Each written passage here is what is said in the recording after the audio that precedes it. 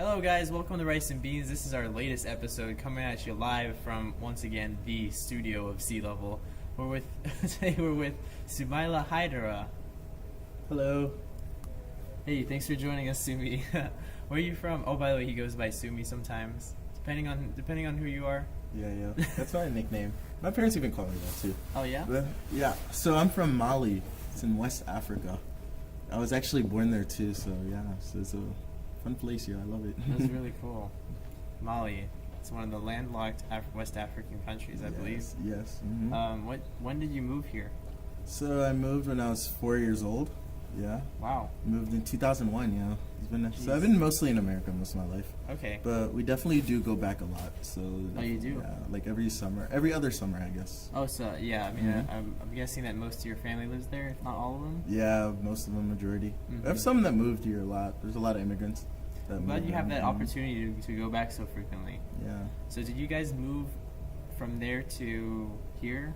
Which city? So when we first moved from Mali, I actually lived in France for a year. Whoa. So I lived in Marseille. We love French at Rice and Beans. Yeah. And then we went back to Mali, and then we moved in 2001 also to just to Maryland. We're in the DC, Maryland area. We're in Silver Spring, which is very like immigrant haven. I would say almost a lot of immigrants there, definitely. Oh, cool. So did you guys know that going into it, or it just happened to be that way? It kind of just happened to be that way. So my dad actually settled into America first. He moved in 2000. Did he move because of a career, or just the classic, like, to find opportunities? It was a career choice, definitely, because he was invited. Actually, he was invited as to the Apple Expo. Oh. They had one in 2000. And then my dad works a lot with computers and does IT, and he was like the representative from Mali. Wow. And then he actually ended up liking it here, and then got a job and like loved staying, wanted to stay. So that's great. Mm-hmm. That's very it's very smooth, cool. Actually. Yeah. He was the representative of Apple. Yeah. Of Mali Apple. Yeah, Mali he was the Mali representative for that expo. Yeah. So the invite. Do you have any memories of Mali before you? I mean, I know you go back all the time, and that's something we could talk about in a bit. But right now, I'm curious about the years that you spent living there, all 4 of them. Do you remember anything? I remember little stuff, but I do remember a lot. I would say, I don't know. I just remember kind of like the house we lived in and stuff, and I remember a lot of my family and stuff. So a lot of the people that were around, because I would say, I don't know. I just remember the people I interacted with mostly. Yeah. Yeah. Is there a lot of interaction there in terms of how people spend their free time? Because here you can go to an empty room and you'll see everyone on their phones. Yeah. So Mali, I would say the biggest thing with interacting is like, in Mali, tea time is like very important. Oh yeah. Yeah, like a group of guys just get together, drink tea, and talk about life. That's the thing. Dang, we should do that here. Yeah, like Brody. Yeah, and it's like Chinese teas, all like imported. So we definitely, I got a lot. Yeah, we should definitely try it. Oh yeah, no, I love tea myself. Yeah. Do you think that came from any colonial influence? I'm curious about that. Yeah, I was definitely always curious. I could see that definitely being a thing, because the tea isn't grown in Mali itself. So it's always like imported teas. Definitely. Yeah. So I could definitely see because we were colonized by the French. I see. And I could see. That's really cool. I didn't know that. I thought that tea was. When I think of tea, I just think of 3 things. I think of the British. They stop. They have their tea time. I think of the Asian tradition of tea as well, and like the tea ceremonies. And then I think of just the Boston Tea Party, which has been hammered into my head through U.S. history courses overall. All right, cool. So what is Mali like? Mali. So Mali. It's like building now on your more fresh memories. Yeah. So like when you go into Mali, it's very poor. Poverty hits you smack dab in the face the moment the plane lands. Oh yeah. Yeah. I don't know. It's just. What does poverty look like? What does it look like? Okay. At least in Mali, because I would say the best example is coming here to Hopkins. Like imagine being on St. Paul, right? And you see the homeless people there, right? Yeah. And then you see people casually walking about 2 o'clock p.m. I would say if you flipped it and you made the homeless people everyone that just walks by every day, and then made the homeless if you make the homeless people, everyone that walks by every day, those are the beggars, Mm-hmm. and then the homeless people would be like the normal affluent people who like give to the beggars. That's a great way There's to convey it. so many beggars there. Oh man. I see. It's just like outside of your car. Just imagine like, I don't know. I think there's scenes in like, oh, a good example would be if you watch like Slumdog Millionaire, like that movie. You know how like they just like surrounded cars and stuff and like just trying to get money, like beggars and stuff. That's how it always is if you're like getting in a car in the middle of the road. There's so many. So what do people do for fun over there? For fun, I would Besides say sipping tea with the homies. Sipping tea with the homies, play soccer. Soccer's very big, dude. Oh yeah? Yeah. I actually just watched El Clasico today. I'm gonna let you know, in Mali, bro, it's like the whole country like stops for El Clasico. Oh really? Like on the streets, everyone's just watching the game, Like, so they're like really into the European leagues? Yeah, European soccer is very popular. That's cool. It's good to have those unifying factors overall. Definitely, yeah. What about the Malian team, and are there any leagues there? So were they in the last World Cup? I was gonna say Super Bowl. So we do have a Malian league. It's not very good, unfortunately. So all our quality players. Sorry to interrupt, but let's briefly diverge. Yeah. Do Malian players go to France to play? Yes. So if you notice France winning the World Cup, we could honestly say, hey, West Africa won the World Cup. So there were I think there was 5 or 4 Malian players on that World Cup team. Oh, hell yeah. One of the most popular, most vital players on the French team, N'Golo Kante. Oh. He's Malian. Yes. There's a lot of them, There's even like Malian players who were born in Mali, but play for the French national team. Yeah. So like they'll literally like, what happens is they're so talented and good, they fly out and play for French clubs, and since they came at a young age, they end up playing for the French national team. Yeah. We actually like fight the French national team for players, unfortunately. I bet. Yeah, no, I totally understand that.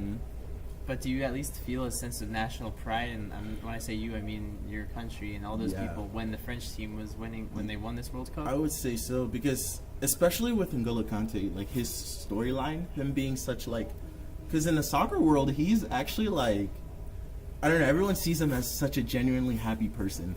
And he literally inspires people to be more happy and to be more grateful for what they have just by the words he says in his interviews and how like humble he carries himself.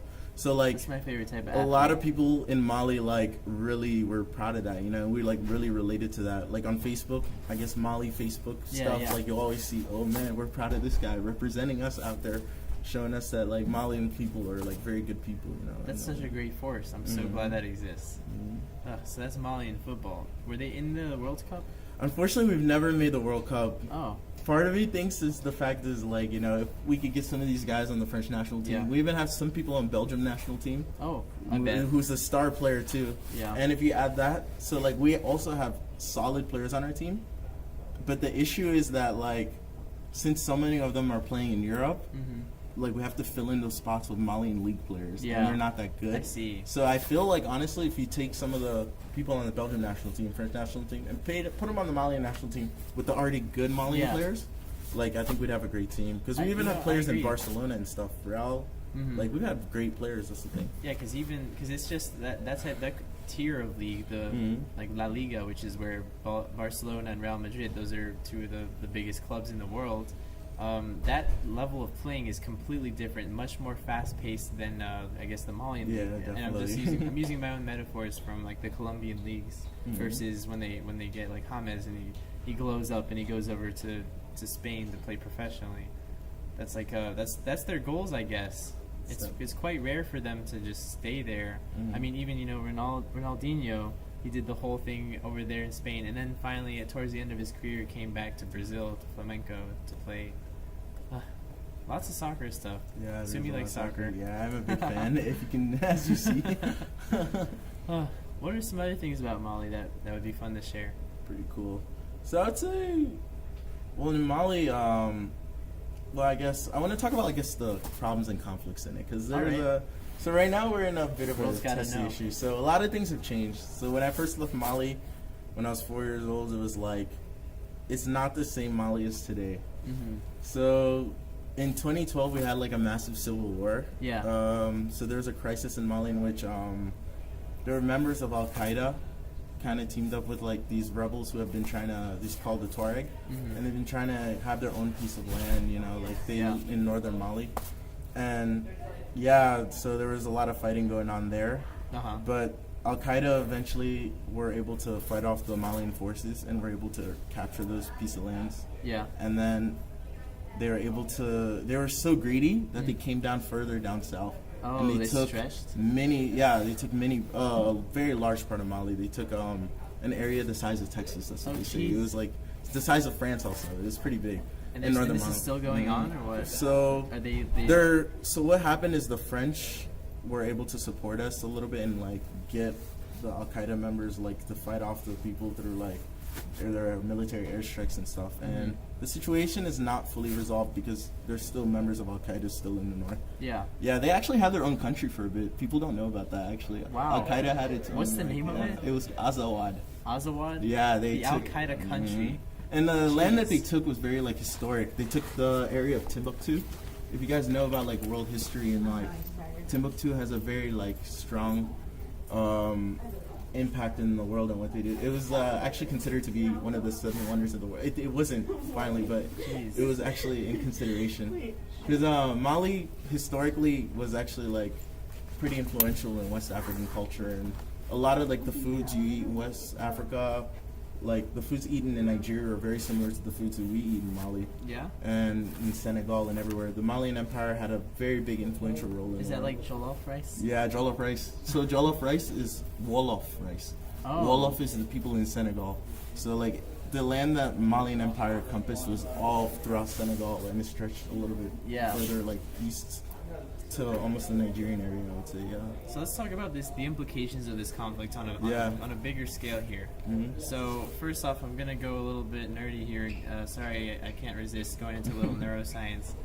So I understand that conflicts such as these, where there's it's much dangerous to put healthcare professionals in these certain areas because of the conflicts, actually will promote the spread of certain diseases, such as, Ebola is one of the more recent examples, where quarantining to prevent the spread is actually what would stop it from spreading. But when there's conflict, there's less motivation for healthcare forces to infiltrate into the area to do so. So that's one problem that comes out of it. All right, enough neurology for now. Let's move on to immigration as a product of these conflicts. Do you have family members or friends from Mali who are trying to get the heck out of there? So during the conflict, since I would say it was resolved within a year. So most of my family is is really far south. We're like they're in the capital, so a lot of them were not as much affected by the Al Qaeda stuff. However, during that same time, there was also a coup d'état, and they were affected by that. Yeah, because of that conflict, a lot of the military members distrusted the president, so then they took over the presidency. So yeah, that was the thing. And then I would say in that conflict, my family had to deal through it. My uncle was very affected because my uncle is actually I was named after a presidential candidate for the president of Mali. His name is Soumaïla Cissé, and he was the most affected by it because what happened is the people that did the coup d'état, they also tried to capture a lot of like the famous politicians in the country, and they actually went to his house and like they literally I hope he's okay. Yeah, they were trying to actually like capture him, and then they were capturing all these politicians, but he was able to escape. He went to like the French embassy and was able to get protection from them, and they flew him out straight to France. And yeah, there was even like threats of the people like shooting down the plane, but they realized that it would be a diplomatic issue, definitely, because you don't want to mess with France, definitely. Yeah. So he was able to safely get to France, but he was hurt in the a little bit, like trying to get there, definitely. But he made it safely. He actually ran for president again. He didn't he didn't win, but he got second place. I thought politics were dirty over here. Yeah, it's a lot. It's a lot of dirty, drama, isn't it? Yeah, it sure is. All right, let's wrap this up by talking about the immigration into America and that sort of acculturation process. It might be, maybe you might have had an easier time doing so than your parents, having only spent 4 years of your life in Mali, whereas they've spent X amount of years. So do you notice any challenges that they face? So yeah, definitely the accent thing is an issue, definitely. Yeah? Yeah. My parents definitely like, if you're talking to people and like for a job or something, and just being an immigrant is tough. Oh, yeah. Just they can tell from your accent that you're not from here, so like Yeah. they don't think you know a lot of the stuff, even though you can like be very good and qualified for your job. It definitely is a struggle here, and I would say like just in everyday interactions, you know, there's times I feel like my parents like they struggle to understand like little indie idioms and stuff. Yeah. You know, like if someone says it's raining cats and dogs, you know, like Oh yeah, for sure. my dad like did not understand that. That's like one of the things that are overlooked when people come to this country, or just when you go to other countries, Yeah. because you don't really get those unless you're really living there. Definitely. And I would say because of like that, like, you know, I kind of grew up as like almost like a translator for my parents, I guess. Yeah. As they're like getting accustomed to. As a child of an immigrant Yeah. myself, I You know, understand That's that. the thing, yeah. Always, yeah, you gotta teach them. I don't know. I gotta show them like aspects of the culture that they don't see every day. You know? Yeah. I guess like you see it in school and the interactions, and I guess like just me growing up in it with the people that are American. Yeah. You know, at the same time, like I'm seeing it as they're seeing it. Yeah, it's kind of cool because you guys are both learning it Yeah. at the same time, but just at different ages. And I guess that's one of the cool things about immigration, especially being like a first-gen American in both respects. Well, it was great talking. I wish we had more time, but unfortunately, we're getting a little bit over here. Yeah. So thanks for coming, Sumi. And Thanks Rice for and having Beans me. audience, thank you for tuning in. This has been, yet again, another episode of Rice and Beans. We're excited to keep throwing these episodes at you on a weekly basis. And don't forget that we actually have we have a couple playlists where we update one weekly, where we just we give you about 10 songs. We don't want to overwhelm you with all of these cool bangers. And then once that's done, we rotate them, refresh them with 10 more songs, and then add them to a playlist that actually has every single song that we've ever played on Rice and Beans. So check that out on our Facebook page. Don't forget to leave a like. Maybe if you want to comment or something, that's fine. And as always, stay groovy.